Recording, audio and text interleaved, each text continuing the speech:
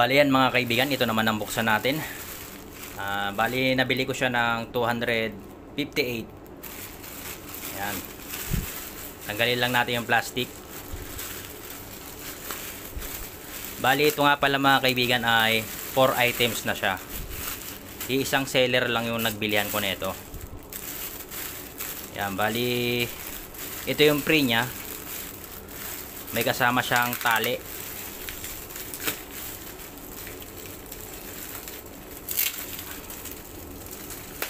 At ito, yan, ito yung kasama niya. Bali, dalawang sun screen yung binili ko. Kaya may mga free siya na tali. Yan.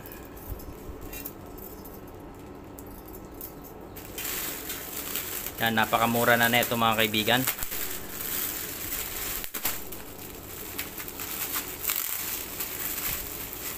Niya.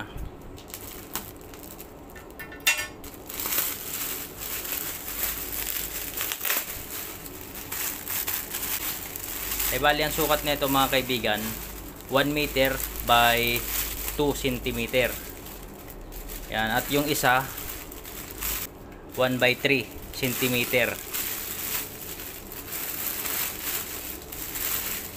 Yan, kasi ito may gagawin ako dito. Gagawin ko siyang pangtabing. Yan. Yan yung mga dulo niya. Meron siyang plastic o rubber. Yan.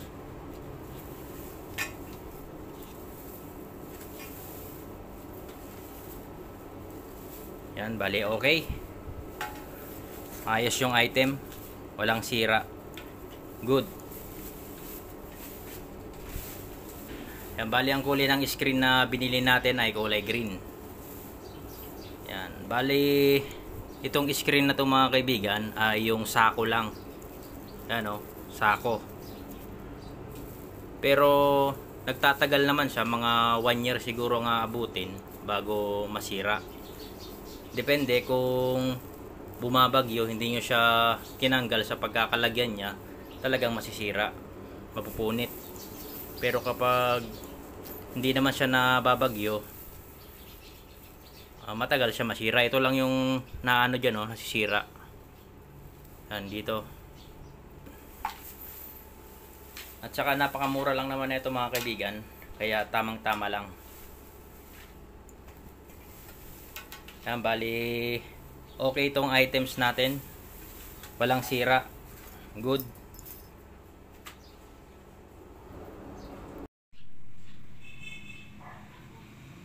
Yan, at ngayon mga kaibigan, ito naman ang buksan natin. Yan, bali nabili ko siya ng 215. Yan, tara buksan natin ito.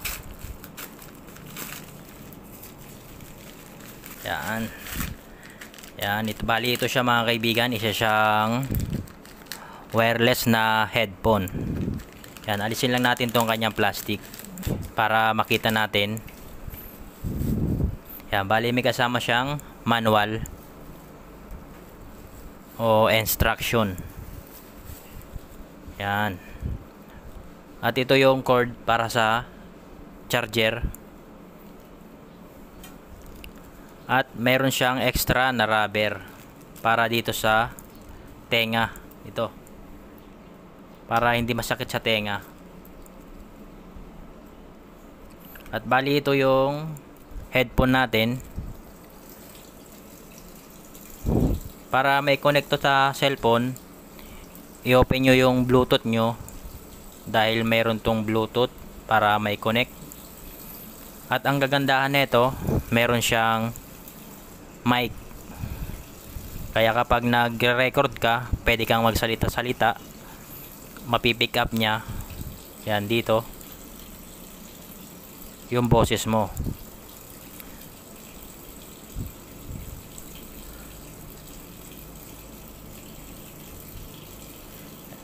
Yan, at ito yung kanyang volume sa taas. Kapag gusto mong lakasan, lagay mo sa plus. Kapag hihinaan mo, sa negative. Yan, at ito naman yung kanyang on and off. dito. Yan. Buksan lang natin pataas. Kapag umilaw, ibig sabihin ay gumagana na. Yan, umiilaw na siya. Yan, naka-open na yan. At kapag magcha-charge naman kayo, dito. Yan, ipapasok nyo lang to.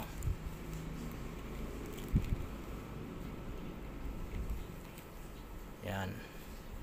At saka, ilalagay nyo to dun sa may connector sa charger. Yan, dito.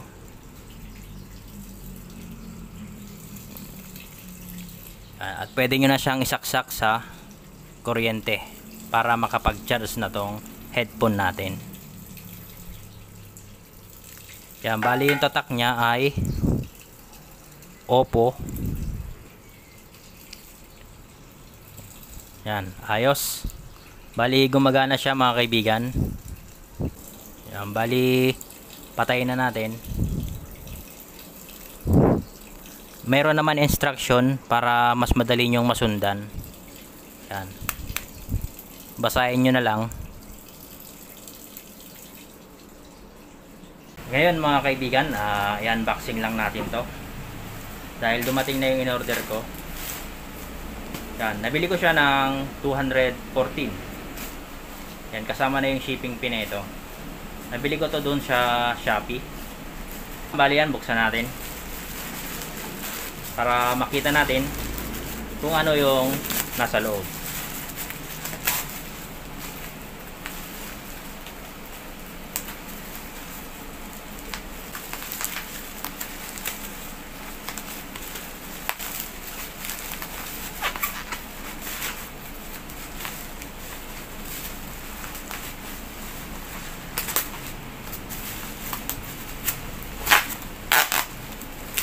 Bali, ang ganda ng pagkabalot niya.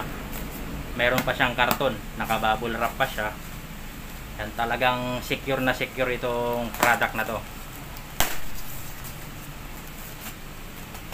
Yan, isa siyang flashlight. Yan, ito yung itsura niyan. Yan, flashlight. Ito ay meron ding USB. Pwede kang mag-charge ng cellphone, power bank at solar. Yan, rechargeable din to na flashlight. Maganda tong gamitin kapag may run out. Lalong lalo na ngayon, bumabagyo. Yan, talagang kailangan natin ng flashlight.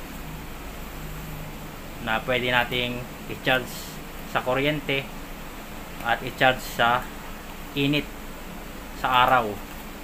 Yan, may solar siya at pwede rin siyang power bank. Yan, tara, subukan natin. Buksan ko lang.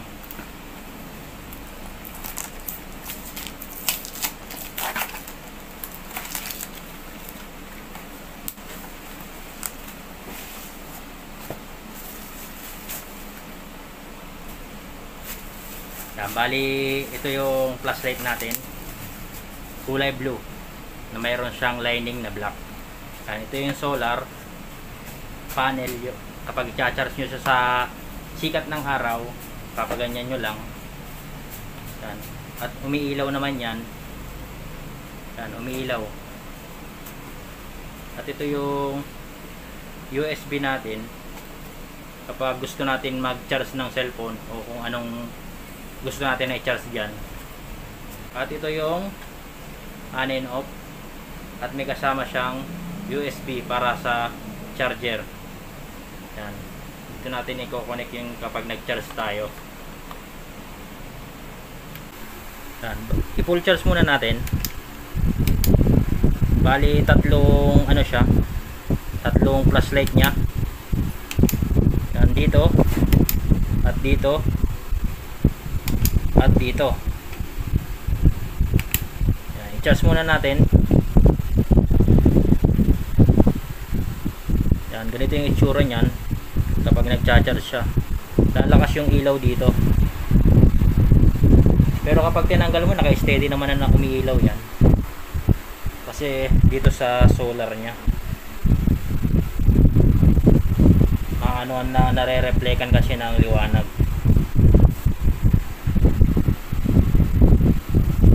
Yan, charge muna natin hanggang ma-full charge. Saka natin subukan.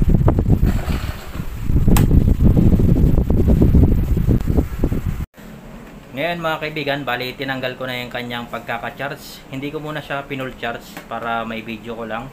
Ngayon susubukan natin na i-charge yung ating cellphone kung kaya niya bang mag-charge. Yan, connect ko lang yung charger dito sa cellphone at itong USB i-connect natin dito sa ating flashlight. Yan, kapag umilaw, ibig sabihin okay. Yan, okay mga kaibigan, nagcha-charge siya. Yan, bubunutin ko na. At ngayon, subukan natin ulit nga pailawin. Yan. Malakas yung ilaw niya, hindi pa full charge yan. Yan, meron din siya ditong ilaw, malakas din. Yan, pati dito flashlight. Yan, napakaganda nitong gamitin mga kaibigan sa mga camping, kapag brown out, bumabagyo. Yan, kahit walang kuryente, pwede makapag-charge sa sikat ng araw.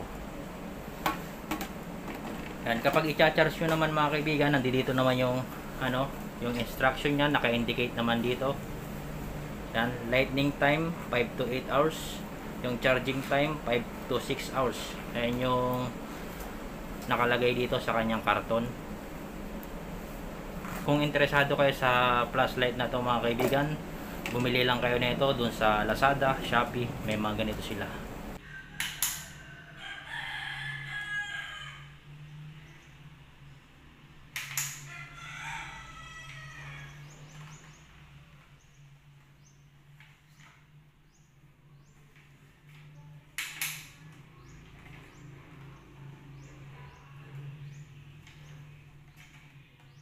Ngayon mga kaibigan, i-share ko lang ito.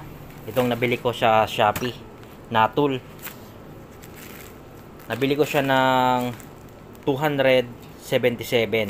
Itong tool na to mga kaibigan ay magagamit natin to sa pangtanggal ng mga mahigpit na bearing. Yan, katulad ng mga ganitong bearing. Yan. Mahirap tong tanggalin. Bearing ng grinder at bearing ng water pump. Yan, at saka bearing ng alternator. Buksan natin.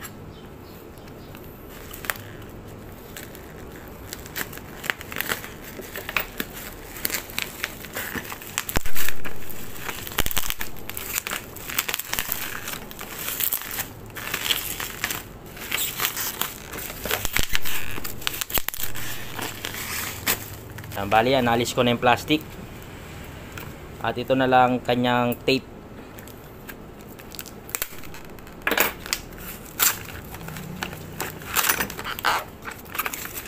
Yon. Bali, Meltank yung brand ng tool na to. Ito ay isang puller.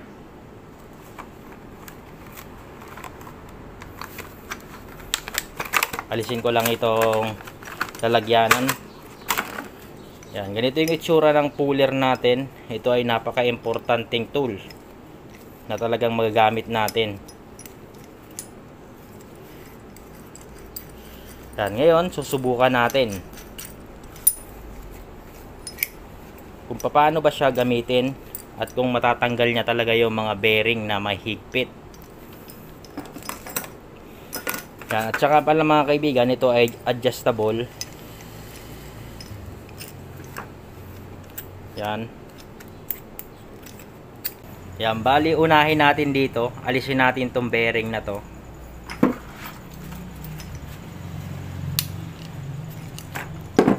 Bali adjust lang natin.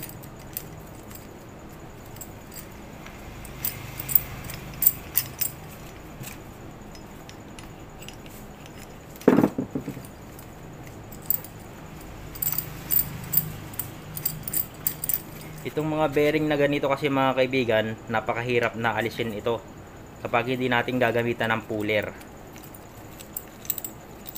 Maaalis mo siya, kaso nga lang masisira yung bearing kapag hindi mo siya ginamitan ng puller. Bali ganyan. Higpitan lang natin ito para itong bearing umangat siya. Yan, higpitan lang natin.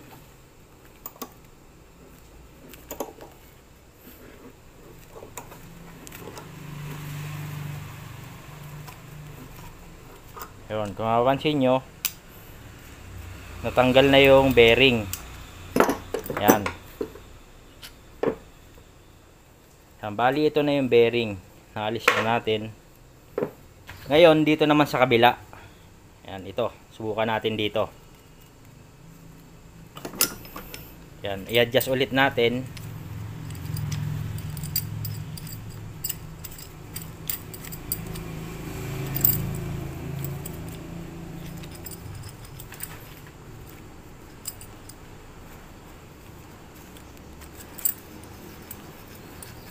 Yan, napakadali lang na gamitin itong puller na to mga kaibigan.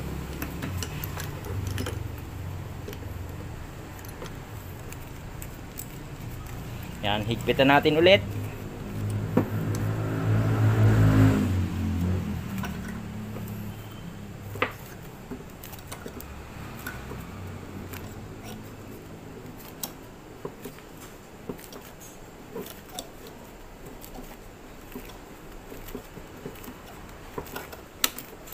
Yun, naalis na.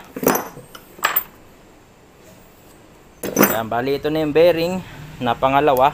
Yan, naalis na natin yung dalawang bearing.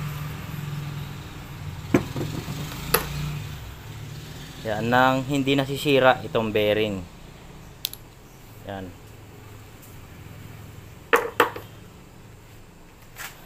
Ngayon, testingin natin dito sa water pump na to.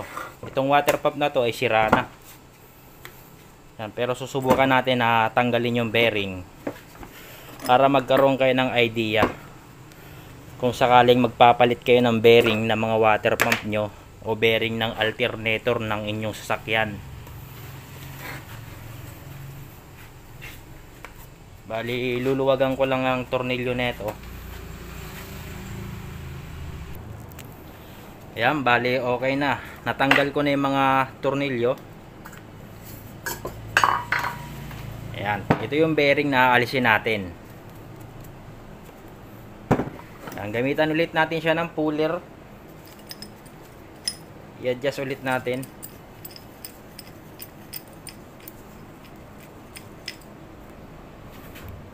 I-atras ko lang tong camera.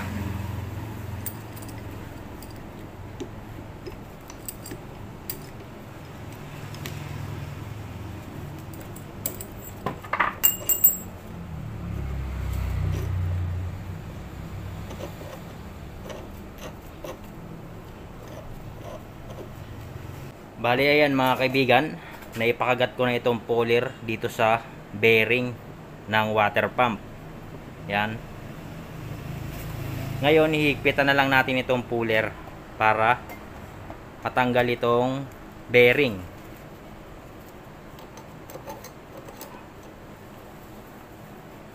Yan, itong mga bearing kasi na mga ganito mga kaibigan, napakahirap talagang tanggalin ito. Hindi mo ito maaalis nang hindi mo ginagamitan talaga ng puller.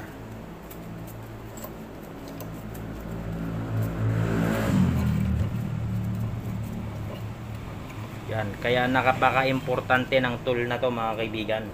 Itong puller na to. Yan, bali natanggalan natin yung bearing. Ayan. Yan, napakadali.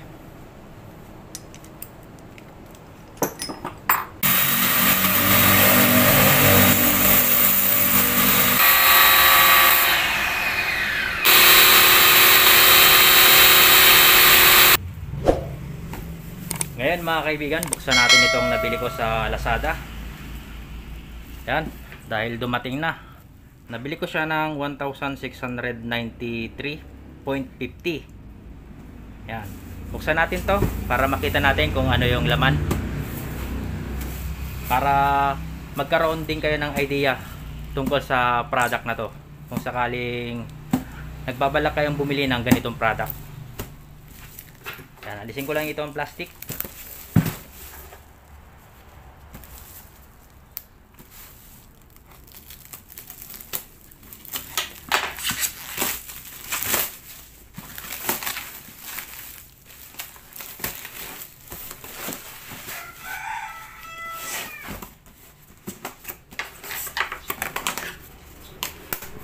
Yan, bali isa siyang pressure washer. Yan, ito nga pala mga kaibigan ay electric na. Yan, mas maganda kasi yung electric kaysa dun sa di battery na cordless. Kasi kapag cordless, mabibitin ka. Mabilis kasi malobat yung battery nyon. Yan, kaya bumili ako ng electric. Yan, bali subukan natin to kung maganda ba itong product na to. Yan, bali alisin ko lang yung karton nya.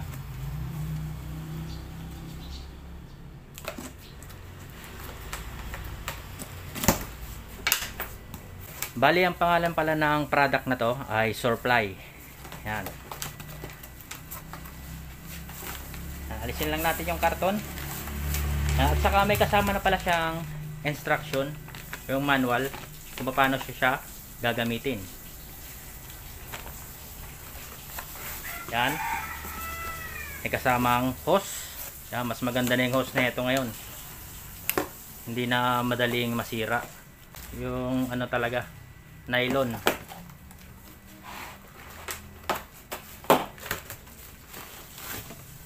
Yan, at ito yung hose para sa ating pressure washer. At may kasama na rin siyang ito, bottle para sa sabon. Yan, at ito. Yan, at ito yung ating pressure washer. Medyo may kabigatan siya ng konti. Yan, at ito yung kasama niya para sa gripo, para direkta sa gripo kung gusto nyo. Bali yan mga kaibigan, isaksak muna natin para masubukan natin kung gumagana itong product na to. Yan, bali open natin. Yun, gumagana. Ngayon susubukan natin kung malakas ba yung pressure nya. Yan, bali kakabit muna natin yung hose. Yan, bali ito yung hose. I-connect lang natin dito sa likod.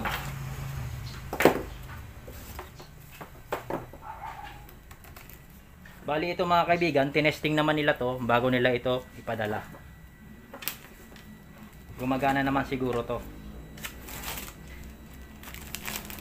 Bali tanggalin lang natin to plastic na ito.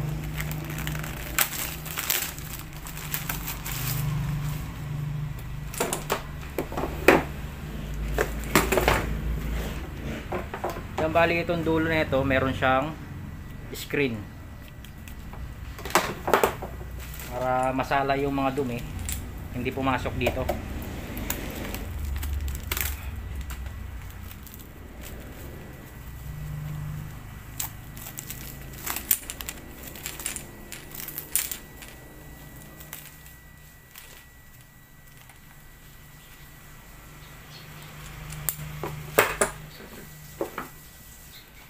Yan, bali itong dulo na ito kukonek natin dito.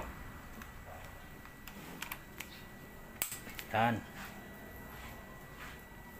Kapag gusto nyo tanggalin, pindot nyo to. Yun. Pasok nyo lang. Yan, tanggal. Pasok.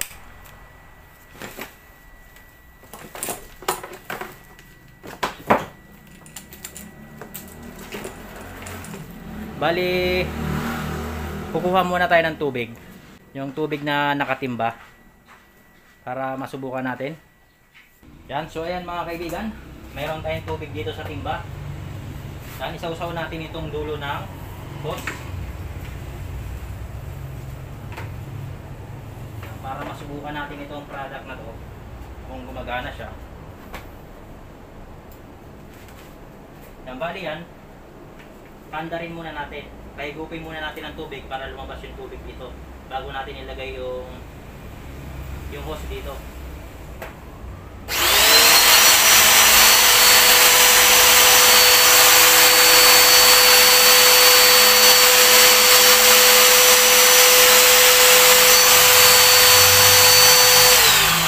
Bali okay na, nakaigop na siya ng tubig.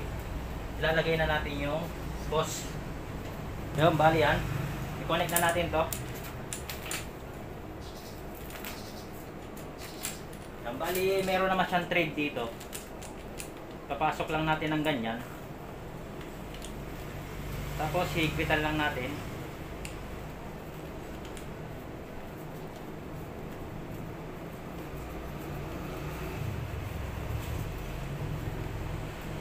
Yan.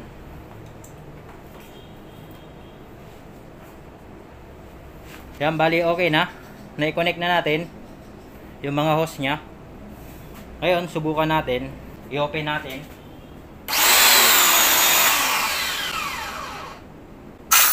Yan. Ngayon, pindutin natin. Yan. Saka lang pala siya gagana kapag pinrest natin ito.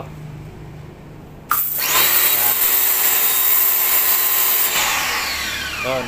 Kapag hindi na natin pinipindot to, kusang humihinto yung motor ng ating pressure washer. Yan, bali ayos na ayos, malakas yung kanyang pressure. Ayos, malakas yung pressure nya. Bali ang haba pala ng hose nito, ito 6 meters yung haba. Yan, mahaba na yung 6 meters na hose nito. Yan, at ito naman hose nito nasa 180 cm yung haba. Yan, ito naman pwede nyo naman ito palitan kung gusto nyo mas mahaba. Yan, para sa akin mga kaibigan, itong pressure washer na to na Surfly ay maganda. Malakas yung pressure. Yan, kung bibili kayo ng ganito, mas maganda kung ganito kasi portable na. Maliit lang. At ang kagandahan, electric. Yan, hindi ka talaga mabibitin kung magwa-washing ka ng mga sasakyan ninyo. Yan, napakalakas. Nga pala mga kaibigan, meron siyang adjustment ng pressure. Yan, dito. Iikutin nyo lang to, itong dito sa nozzle nya. Yan. Kung anong gusto nyong lakas. Yan, ito mga kaibigan, napakalakas na ito kapag tumama to sa balat nyo. Susugatin yung balat nyo. Katulad nito, tinesting ko kanina sa kamay ko. Yan, muntik niya ng sinugat. Napakalakas ng pressure. Tulad nito mga kaibigan, i-adjust nyo sa dito. Yan.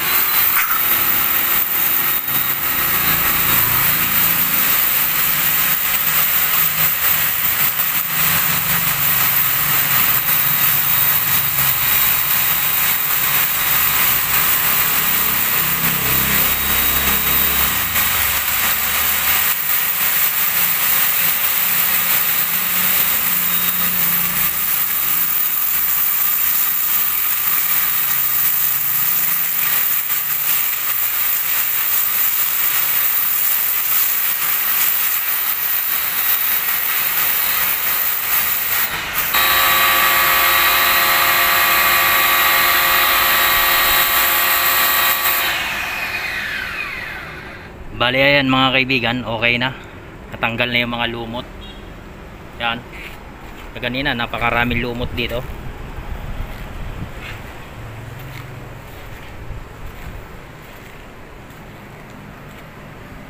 Yan mga kaibigan, at ito naman i-unboxing din natin.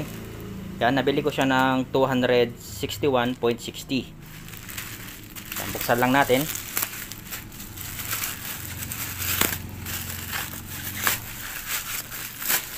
Yan, maganda yung pagkakabalot niya.